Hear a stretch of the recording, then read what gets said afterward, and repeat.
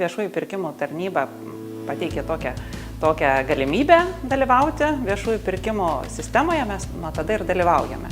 Tai jau čia turbūt apie 20 metų. Džiaugiuosi, kad jau 15 metų naudojamės šią sistemą, kuri mums sėkmingai padeda plėsti savo klientų ratą. Lietuvos smulkusis ir vidutinis verslas dažnai praleidžia galimybės plėstis vien dėl to, kad nesinaudoja valstybės sukurtais įrankiais. Lietuvos valstybės institucijos, savivaldybės ir jų įstaigos per metus įvykdo daugiau nei 800 000 viešųjų pirkimų, nuo pieštuko iki sudėtingiausių pastatų statybos. Šiems pirkiniams per metus išleidžiama apie 8 milijardus eurų. Esame vieni didžiausių nestandartinių projektinių baldų gamintojų Lietuvoje.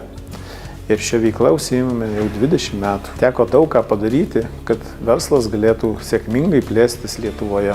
Mes esame medicinos ir reabilitacijos įrangos tiekėjai. Mes atstovaujam pasaulio ir Europos gamintojus.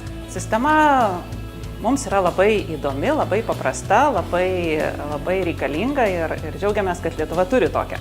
Didžiausia pagalba mums buvo viešieji pirkimai, kurių dėka pavyko auginti savo klientų ratą Lietuvoje.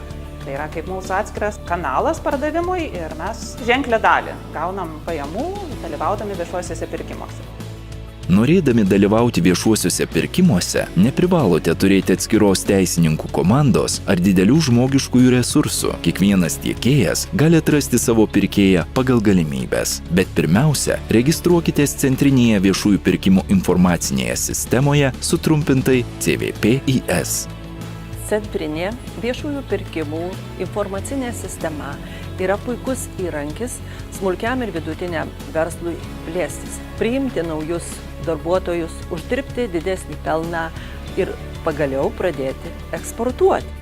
Pasirūpinkite savo įmonės galimybėmis jau šiandien.